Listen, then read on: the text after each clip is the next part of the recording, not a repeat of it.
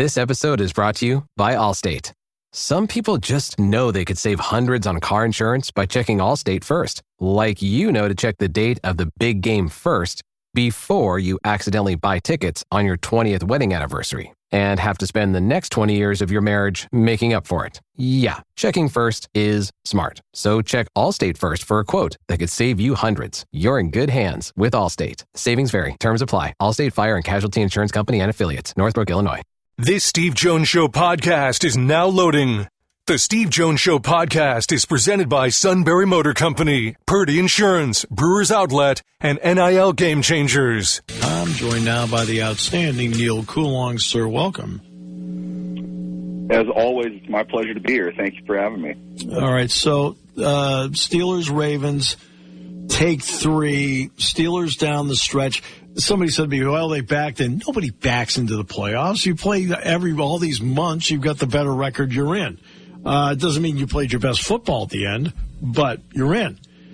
But they've got a lot of issues. And let's start with the Pickens part of it. I mean, I'm watching Saturday night. Neal, I mean, you can get emotional and upset and mad at everybody else and scream, get me the ball. When they get you the ball, you better catch it. To put it mildly, yeah. What I saw was a guy that can't focus on what he's doing, carried with him the last drop into the next 2 drops, and inexplicably ran inside toward the numbers on a deep play with no timeout under a minute to go. If Pickens, the defensive back gave him the game. He really did. It was a catastrophic mistake by the Bengals defensive player, whoever that was. Pickens is able to stack him, which means get on top of him, right, and you don't have anybody in front of you in either direction. Anybody would know that that ball is going to the sideline. It's not going in the middle of the field. Pickens is drifting to the middle of the field, and he stops his momentum leaning toward the middle of the field, and the ball goes over his head. It's bizarre to me because one thing I will give George Pickens, and I've been saying this since they drafted him, I don't know if there's anybody in the NFL better at tracking the ball in the air than him. I mean, he's got an elite level skill when it comes to that. He completely lost it on that play. It's hard to imagine the drops, what happened leading into the game. During the game, as we would find out later, there are clips of him arguing with fans on the sideline. It's hard to imagine that those things were not going on in his head as he was going down the field, and what could have been the ultimate redemption arc for that game. Because he catches that, he gets out of bounds. They've got plenty of time for a long Boswell field goal, and I'm not going to guarantee that, but Boswell's pretty good. He's been hitting a few, and that's what the team needed him to do at that point. He still can't do it. And that, to me, it was almost worse than the lack of desire to get down the field and carry a safety to open up the middle of the field on the interception against the Chiefs. And this stuff is happening every single game. I'm taking on the same tone, Steve, that I talked to you last year about Deontay Johnson. It's right. It's mind-boggling how individually selfish a player can be amid massive amounts of criticism. He's just going to keep doing it, and to a point where they don't have anybody else that they can count on, but they can't count on him either. And that's a problem, and we're seeing it in the last 4 weeks. The Steelers are objectively one of the worst teams in the NFL, not the playoff field, the NFL. And they've got a real problem. They went from a 2-game lead on the division to traveling to the hottest team in football for another huge underdog first-round playoff game. And, I don't think you need to ask me what my thought is on this game. I don't like their chances all that much. And at some point, something's going to have to happen. Pickens isn't the only issue, but they needed him to step up and be a mature leader on this team this year. And to put it mildly, he failed to do that. Look, and again, I don't want to pick on him because, again, the Steelers' first-round pick didn't play any downs this year, and they were counting on him to play a lot of downs. How difficult is it for Dan Moore, especially in protection right now? And what does that do to the Steelers' offense because he might not be consistent enough? Yeah, it's interesting because Dan Moore was playing pretty well the first half of the season. Yes, I'm not going to, call him the next Jonathan Ogden or anything, but he played well. It was the best football of his career, bar none. I don't know what has happened to him, but yeah, he's fallen apart, and he's a liability at this point. To suggest that he might be the worst tackle on the team says a lot, considering who's on the other side and the struggles that Broderick Jones has had. But the line is collapsing from the outside in now, and that's tough to handle because you've got a rookie center and a rookie right guard, and now the rookie right guard has a broken hand. So you're going into this game against a very aggressive defense that knows the vulnerability of the offensive line, coupled with the lack of a legitimate passing attack. They're going to attack A and B gap, land, air, and sea the entire game. And I don't know if the Steelers' offense is going to be able to handle that, and you're going to see a lot of what happened the last time they played. Eventually, they just broke down. Russell Wilson made some pretty big mistakes, particularly in the second half, and the Ravens won walking away. A game that could have been competitive. They were competitive within that game early on. They got some early turnovers. They had a chance to compete down the stretch, but the good teams are the ones that can kind of jack it up a notch in the second half, and the Steelers really just kind of wilted away from that. A large part of that is, I don't want to pin it all on Dan Moore, but collectively the offensive line is not able to handle the pressure over the course of a game anymore. They were early on, and that's when they scored points. Now they're not, and everyone's going to want to blame, in some order, Arthur Smith, Russell Wilson, and George Pickens, but the reality is the offensive line is just simply not as effective as it was early on in the season, and that's kind of coming to bear right now for whatever future they might have this season. I know we're talking about Lamar Jackson and Derrick Henry and so forth. What does the absence of Flowers mean to Baltimore and potentially mean to this game as to how you scheme it up? It's funny that you ask that, because Zay Flowers, in 2 seasons with the team, might be the best receiver they've ever had. and right. I'm not even saying that he's a phenomenal receiver. He's good. He's dangerous. He gives them big play ability on high percentage throws, which is exactly why they drafted him. He works underneath very well. He's dangerous after the catch, and he can surprise you and get deep down the field. If they are without him, I think the offense loses a step, but what it's going to force them to do is just play the game the way that they typically want to play it, which is handling what happens after the snap in an option fashion. Let Lamar decide what he's going to do with the ball based on what the defense is giving him. To not have Flowers in there, I think it definitely limits their big play ability. But I see Derrick Henry cracking off big plays all the time. I think they can flip the field with their run game, and certainly Jackson, if he gets loose, he's able to make chunk plays down the field, and they know that. So you're still needing to, defend with 11 every player on the field, and it's still a very difficult task. But they're not going to be as explosive, I think, and maybe that keeps a team like the Steelers in the game longer than they would without the big knockout punch ability.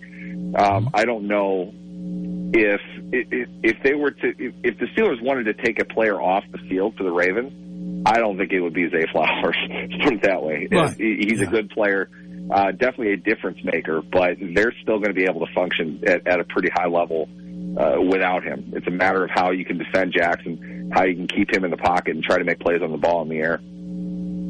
No question about that. That's a big part of it. The NFL doesn't need to do anything. I'm going to preface it by saying they don't need to do anything. They're the NFL. I mean, Sunday night, the Golden Globe Awards went up head-to-head with the Vikings and the Lions. The Vikings and Lions buried that group. I mean, I don't have to look at the ratings. They buried them. But how much would it help the league competitively if a 7 were to somehow knock off a 2 here in one of these rounds? Because 7-2s have not been competitive. That's a good question. I don't know, because you don't want to take the 2s that they have this year. I think are pretty story laden team. It's a ravenous market, kind of that villain role in Philadelphia, whether it's fair or not, their fans created for them. People watch them. You want to know what's going on there. They're a fun, enjoyable team to watch, superstar laden. On the other side, I think it's kind of America's new team, Buffalo. People want to see Buffalo win for the sake of the fans. Josh Allen's very likable. He's very fun to watch. I don't think the NFL would want to see either of those teams lose. And at the same time, though, I think the overarching point is exactly what you're saying. The gap between those two seems to be significant come playoff time because the twos don't just win every time. They rout whoever it is that they play. And that's without a bye week. It's a home game. It's not like they win every home game they play by 40 points. They're the second seed. They're not even the top seed in the conference.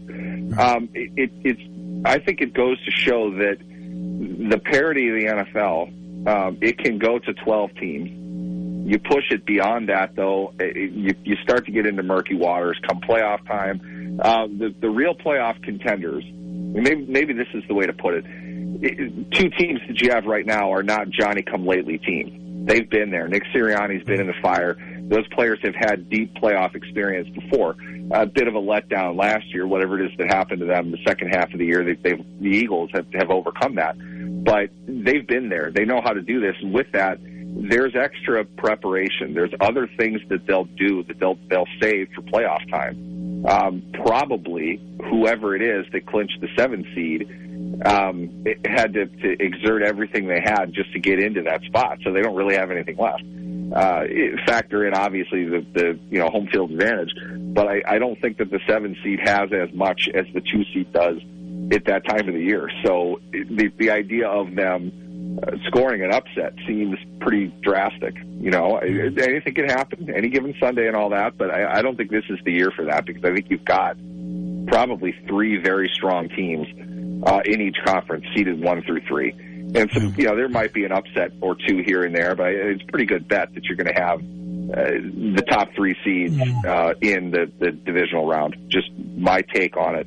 I don't know if the NFL would love to have more games, but the wild card games have been kind of up and down. You've had some crazy comebacks in the last couple of years, but it's not typically coming from the 7th seed. The 7th seed's getting boat raced in whoever they're playing, wherever they're playing it. The college football playoff is going on right now, and I've been asked many times if there's any adjustment I would make to it. And I said I would not give the 4 conference champions, the top 4 ranked conference champions, the top 4 seeds. I'd give them automatic entry into the tournament, but I would still seed them 1 through 12. Well, the Minnesota Vikings won 14 games this year, and they're a 5 seed in all of this. Why won't the NFL change that part where, yes, you won the NFC West and you're in, but you're playing at Minnesota. You're not playing in Los Angeles. I think part of it's a chain reaction of things. You need to put the value of the conference ahead of other games. The reason they do that, they realign the league to have equal amounts of teams in each division. Not too many, but the right amount. So that becomes, you have 3 rivals. Those are 6 big games for your team. That's a large chunk of the schedule. Those games have to mean more. I think that the intensity of, your typical NFL fan, your Joe Sweatsock wants to see wins over the divisional opponents. There's something there for that. There's something about playing for something, even if it's not going to be a Super Bowl. You had the division championship. You have bragging rights over the other teams who were there. With that, there's got to be some type of reward beyond that. And a first round, at least a first round home game in the playoffs makes sense. Now, I don't know if there is a pure way to do it. And certainly I think college football is going to have 4 or 5 variations of this in the next 10 years.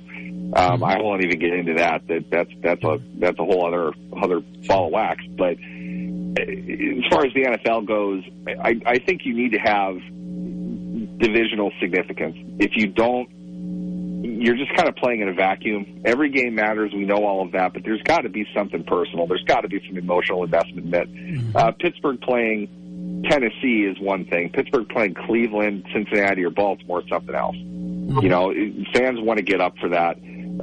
I don't think it's that big of a deal because I don't see a team like Minnesota playing as the 5th seed very often. Right. But what I do know, in fairness, is the Vikings had an opportunity to not have that happen, and, well, that didn't work out so well for them. So sometimes that's just the way it goes. That's football. It's not as if when you get situations where there are two 14-plus win teams in a division, which is not common historically, you're typically going to have a bad division champion, and that's who you're going to be playing against.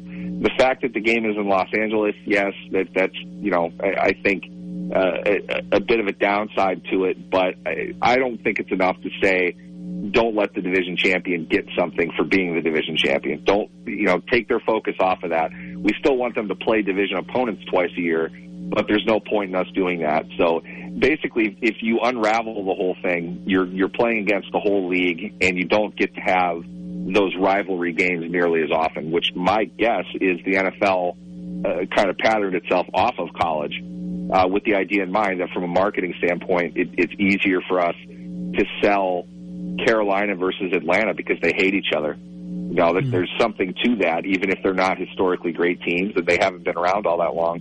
We can build something with this. Let's try to increase the emotional investment into the product itself. I'll ask you one more. It's about Detroit. We know how incredibly banged up they are on defense. And then against Minnesota, Aaron Glenn, with his players, dialed up a beautiful performance. So let me ask you about Detroit. What makes them special, has a chance to be special, and how much do you think last year's run helped them? What I noticed last night watching Detroit along those lines is it seemed like the same team. And what I mean by that is they won situationally. I think Sam Darnold missed 5 touchdown passes or something in the first half. He was just off. And a large part of that was Aaron Glenn, who, by the way, if he didn't have a head coaching job before last night, he does now. Right. Aaron Glenn dialed up a plan that was not personnel specific, but they found a way to do enough to speed Darnold up. And that's the one thing Kevin O'Connell did to make Darnold a reasonable MVP candidate this season. He slowed him down. He got him working within himself. He got him working within a structure. The Lions, all they really did was move their linebackers back. It wasn't more than that. Because of that, it felt, I wasn't there to ask O'Connell if this is what happened, but it felt like they went away from play action because of the depth of the linebackers. Didn't feel like they were going to throw them off all that much. But what they kept trying to do was throw in coverage against the linebackers, but they never moved. They sat where they were, and Darnold was like, "You're not moving. I don't know what to do." And then he gets excited, and that's when he turns into, kind of Darnold, the strong-armed circus idiot, and launches balls 10 feet over guys' heads. He did that several times, and he had open receivers, but oftentimes it was like he didn't have it on his first look. So because of that, he gets flustered. He's not sure what to do. His mechanics go out the window, and he just leans on his arm the whole time. Detroit has an ability to kind of take away the superpower of their opponent. And Aaron Glenn is a huge part of that. And that the commonality to me when I was watching the Lions versus the other times I've watched them this year is there's different guys on the field. But by and large, they have a schematic advantage, a tactical advantage just in we're going to do something that's going to take away your fastball. Can you locate any other pitch? Let's find out. And Darnold last night was not up to that challenge at all. And he kind of regressed to what we've seen Darnold be to this point in his career. But that's no easy feat either. That's what's so fun about the Lions. They're so good at that. And on top of that, they were getting beat up pretty good. The Vikings defense did a great job against them in the first half. Really, the Vikings should have been up by 2 scores going into it. Yeah. But the Lions kept doing what they do. They ran the ball well. They got explosives out of the run game, and they blew the doors off them in the fourth quarter. I mean, it was over probably at the end of the third quarter, but Detroit is just so consistent, and they're so balanced. Everybody there buys into what they're doing. They're a special team. They really are. I think, if I was making a bet, to me right now, Lions-Ravens in the Super Bowl. And that's going to be a fun game to watch if that's what it ends up being. But I think, pre-playoffs, I think the Lions are one of the best regular season teams we've seen in the last several years. They're really good. They're balanced all around. They can kick well as well. Just a tough opponent to have to prepare for and play against. And Minnesota, unfortunately, picked a tough year to have a 14-win season with Detroit within that division.